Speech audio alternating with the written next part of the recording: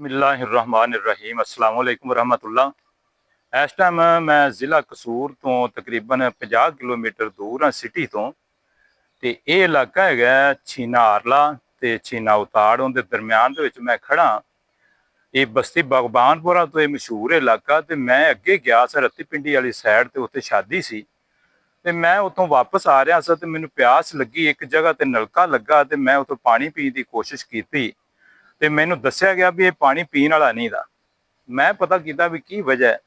उन्होंने कहा भी ये पानी जड़ा ना ये नमकीन है ते ये पीने वाला पानी नहीं था।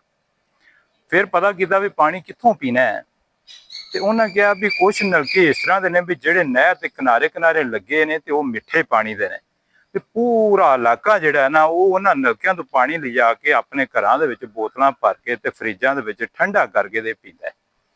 ये गल सुन के मैंने बड़ी परेशानी हुई। ए साथ ही जड़ी ना नहर है ते नहर के नाल ये मदरसा है। ए देखो इतने नमाज पढ़ी है तो नमाज का वक्त सी। ए मदरसा जड़ा ना जामिया मस्जिद फरूक आजम जामिया कासमुल उलूम है। ए देखो ए बोर्ड लगा है, ए स्पीकर लगे ने उत्ते ते ए जड़ा ना नाल ही गला लगा है। नमाज पढ़ी है तो इंतहाई गुरबत वाला इलाका है। सफा जड़ियां ने बड़ियां पुरानियां ते बड़ियां जड़ियां ने गलियां पियां ने ते पानी तो ये पता लगा भी बच्चे भी जड़ा पानी पींदे ने ते वो दूरों ही लिया के ते पानी पींदे ने।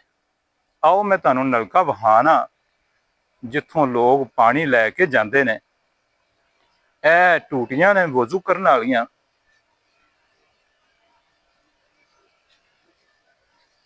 ए गेट बाहर निकलने वाला इधर जड़ा ना यह भी कुछ हिस्सा टूटियां का जड़ा पुराना होया पिया।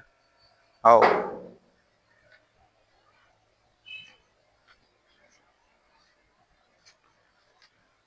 ए मेरी मोटरसाइकिल खली है। मैं अपनी गड्डी इत्थे खलारी सी ते हुण मैं चाहना भी ए मिठे पानी का जड़ा ना ये नलका मिले ते इत्थों जड़ा ना मैं पानी भर लवां अपनी भी बोतल ते ए मैं जड़ा ना हुण कोशिश करना भी पानी जड़ा ना इत्थों मैनूं मिठा ही मिल जावे। पहलों चेक कर लेने आ।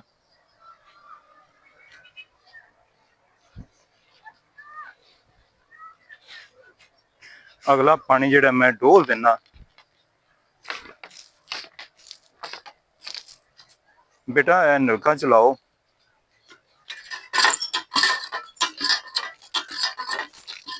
चलो जी माशाल्लाह जी अल्हम्दुलिल्लाह बहुत अच्छा पानी है। पानी जड़ा ना मेरे दसन का मकसद ये आ भी जिन्हां इलाकों दे विच मिठे पानी मौजूद ने वो इस चीज़ नूं गनीमत समझन। ए नहर छोटी चलती है पई। ए देखो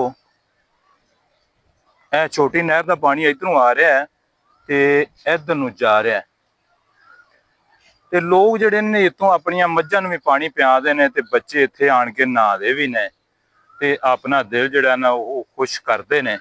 ते जिथे जिथे पानी मौजूद है उत्थे ही रौनकां ने ते जिथे पानी मौजूद नहीं दा उत्थे बियाबान इलाके ने। उत्थे आबादी तो मौजूद है लेकिन पानी की वजह तो बड़ी परेशान है। ए देखो माशाल्लाह मस्जिद दे नाल अल्लाह की बड़ी खास रहमत है जिंदी वजह नाल जिहड़ा इत्थे पानी का यह नलका जिहड़ा इस इलाके दे वास्ते बड़ी गनीमत है। ये पानी जिहड़ा बाकी नलकों का है वो नमकीन है तो उनके वास्ते बीमारियां भी फैलदियां ने। अक्सर लोग जिहड़े ने वो पानी नमकीन पींदे ने ते उन्हां दे गोड्यां दे विच दर्द शुरू हो जाता है। इन्ने इन्ने मोटे गोडे हो जाते हैं ते उन्हां तो चलिया नहीं जाता। दूसरा जिहड़ा है उन्हां दे दंद भी खराब हो जाते हैं, मास खोरा लग जाता है, दंदां दा रंग जिहड़ा वो पीला पै जाता है।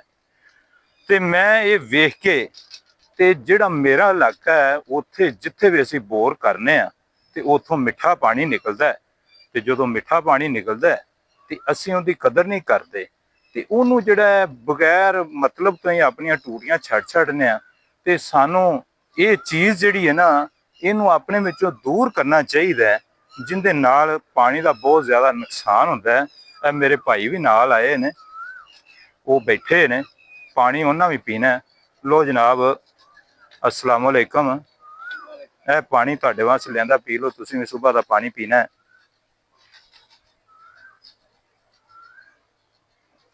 तो ਇਹ ਮਿੱਠਾ ਪਾਣੀ ਹੈ। अच्छा पानी। हाँ, अल्हम्दुलिल्लाह बहुत प्यारी चीज है। ਇਹ ਬੱਚੇ ਨੇ ਜਿਹੜੇ ਇਹ ਵੀ ਨਲਕੇ ਤੋਂ ਪਾਣੀ ਪੀਣ ਆਏ ਨੇ। ਬੇਟਾ ਪਾਣੀ ਪੀਣ ਵਾਸਤੇ ਤੁਸੀਂ ਆਏ ਜੇ, ਚਲੋ ਪਾਣੀ ਪੀ ਲਓ ਉਥੋਂ। ਹਾਂ ਚਲੋ ਪੀਵੋ ਪਾਣੀ। ਆਓ ਮੈਂ ਤੁਹਾਨੂੰ ਪਾਣੀ ਪਿਲਾ ਦਿੰਨਾ। ਲੈ ਮੇਰਾ ਪੁੱਤਰ ਪਾਣੀ ਪੀ ਲਵੋ।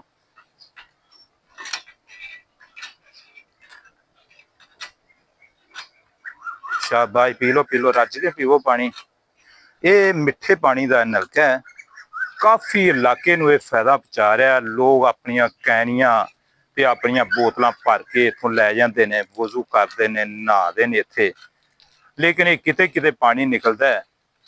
ਅਕਸਰ ਨਹਿਰ ਦੇ ਕਿਨਾਰੇ ਦੇ ਜਿਹੜੇ ਲੋਕ ਆਬਾਦ ਨੇ ਉਹਨਾਂ ਦੇ ਨਲਕੇ ਜਿਹੜੇ ਮਿੱਠਾ ਪਾਣੀ ਦਿੰਦੇ ਨੇ, ਜਿਹੜੇ ਪਿੱਛੇ ਨੇ ਉਹ ਨਮਕੀਨ ਪਾਣੀ ਜਿਹੜਾ ਨਾ ਉਹ ਦਿੰਦੇ ਨੇ। ਤੇ ਮੈਂ ਜਿੱਥੇ ਹੁਣ ਖੜਾ ਇਸ ਟਾਈਮ, ਇਹ ਬਸਤੀ ਬਾਗ ਬਾਨਪੁਰ ਹੈ। ਤੇ ਇੱਥੋਂ ਅਸੀਂ ਅਗਰ ਜਿਹੜੀ ਸੜਕ ਕਸੂਰ ਦੇ ਵਿੱਚੋਂ ਨਿਕਲਦੀ ਹੈ ਤੇ ਕੋਟ ਰਾਧਾ ਕ੍ਰਿਸ਼ਨ ਜਾਂਦੀ, ਉਹਦੇ ਸੈਂਟਰ ਦੇ ਵਿੱਚ ਆ। ਤੇ ਉਹ ਸੜਕ ਤੋਂ ਤਕਰੀਬਨ ਮੈਂ 10 ਕਿਲੋਮੀਟਰ ਦੂਰ ਆ। ਅਗਰ ਮੈਂ ਇਸ ਸਾਈਡ ਤੇ ਜਾਵਾਂ ਤੇ ਮੈਨੂੰ 10 ਕਿਲੋਮੀਟਰ ਸਫ਼ਰ ਕਰਨਾ ਪਿਆ ਤੇ ਉਹ ਸੜਕ ਦੇ ਉੱਤੇ ਚੜ ਜਾਵਾਂਗਾ। ਅਗਰ ਮੈਂ ਇਸ ਦੂਸਰੀ ਸਾਈਡ ਤੇ ਜਾਣਾ ਤੇ ਇੱਧਰ ਨਜ਼ਦੀਕ ਕਿਤੇ ਕੋਈ ਸ਼ਹਿਰ ਨਹੀਂ ਹੈਗਾ। ਲੋ ਮੈਂ ਇਨ ਅਲਫਾਜ਼ ਨਾਲ ਤੁਹਾਡੇ ਕੋਲੋਂ ਇਜਾਜ਼ਤ ਚਾਹਾਂਗਾ। ਅਗਰ ਤੁਹਾਨੂੰ ਇਹ ਗੱਲਬਾਤ ਮੇਰੀ ਅੱਛੀ ਲੱਗੀ ਤੇ ਇਹਨੂੰ ਜਿਹੜਾ ਲਾਈਕ ਕਰ ਦਿਓ, ਅੱਛਾ ਕਮੈਂਟ ਕਰ ਦਿਓ।